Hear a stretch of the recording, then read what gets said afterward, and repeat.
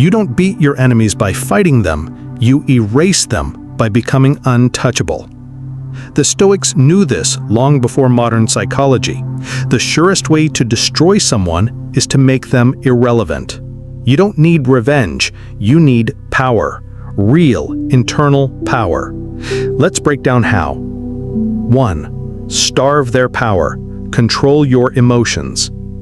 The moment you react with rage, they win. Anger is the easiest leash to pull, and your enemies will use it to drag you into battles you never wanted. Epictetus warned, any person capable of angering you becomes your master. If someone can trigger you, they control you. But what happens when you stay calm, composed, indifferent?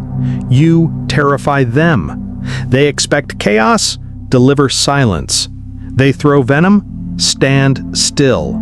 The battlefield shifts because your enemy no longer knows how to fight you. When you control yourself, you control the game. Your self-discipline is your sword and shield. 2. Disarm with indifference. Starve them of attention. What your enemy craves most is your energy, your outrage, your obsession. Strip that away, and they vanish. Marcus Aurelius said, "The best revenge is to be unlike him who performed the injury."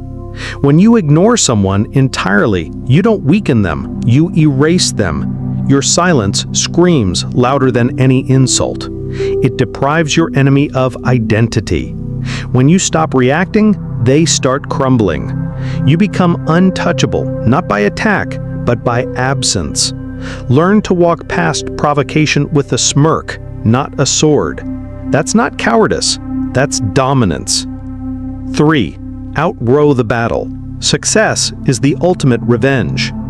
Revenge is noisy. Greatness is silent and devastating. You want to destroy someone who wronged you? Don't fight them, surpass them. Seneca once said, "He who does not prevent a crime when he can, encourages it." So stop encouraging their relevance by staying beneath them.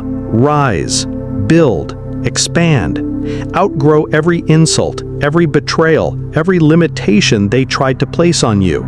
Let them watch you from the shadows, choking on your elevation. Not because you dragged them down, but because you climbed so high they no longer matter. You don't need to win the argument. You need to become someone they'll never reach. 4. Master the fortress within. Rule your mind or be ruled. They can't imprison you unless you hand them the keys to your mind. Epictetus lost his physical freedom. He was a slave, but he never lost his internal freedom. Why? Because he guarded his thoughts like a fortress. You may fetter my leg, but my will, not even Zeus himself can overpower. That's the lesson. Your enemy wants access to your insecurities, your doubts, your weaknesses. Don't open the gate.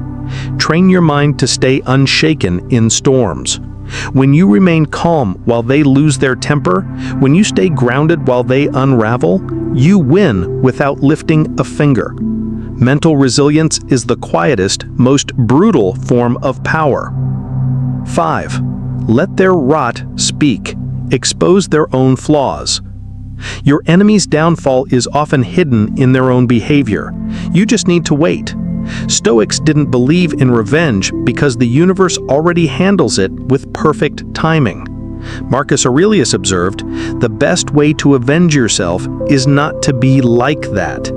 When you refuse to stoop to their level, their own ugliness becomes visible. Their envy, obvious. Their manipulation, transparent. You're not exposing them, you're letting them expose themselves. Truth, when paired with patience, is more lethal than lies backed by fury. Stand tall and silent long enough, and they'll collapse under the weight of their own corruption. 6. Fortify yourself with allies. Build unshakable support. You're strongest when you're not alone. Isolation is weakness. Community is armor. Seneca wrote about the importance of friendship, not as comfort, but as defense. When you surround yourself with virtuous, strong people, you multiply your resilience. Enemies can't isolate or intimidate someone protected by a loyal tribe. Think of Marcus Aurelius. His strength didn't just come from within, but from the generals, teachers, and mentors who grounded him. Build your circle wisely. Cut out the parasites.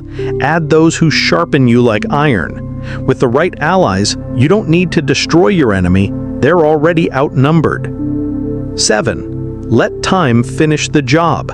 Trust karma, stay patient. The Stoics never rushed justice. They knew that fate is slow but surgical. Time discovers truth, said Seneca. So why waste energy plotting someone's fall when time does it better?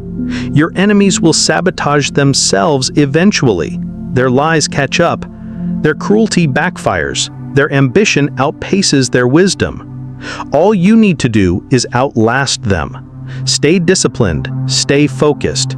While they burn bright and short, you burn steady and long. The storm they bring won't last, but your endurance will. Don't chase revenge. Wait. Time always tells the truth. Final lesson. The Stoic doesn't win. He makes the enemy irrelevant. You don't fight your enemy, you strip them of the power to affect you. That's Stoic warfare. You don't destroy them with force, but with freedom, your freedom. Freedom from anger, freedom from pettiness, freedom from ego. When they see that they can no longer provoke you, distract you, or limit you, they'll vanish. Not because you crushed them, but because they were never that strong to begin with. Their power came from your attention. Take that away, and they disappear. Your final challenge.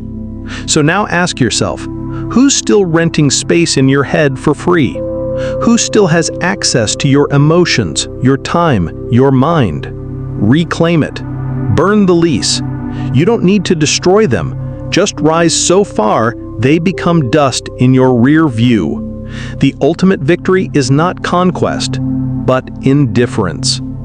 Stay calm. Stay sharp. Stay unshaken. You're not here to fight battles. You're here to end them before they begin.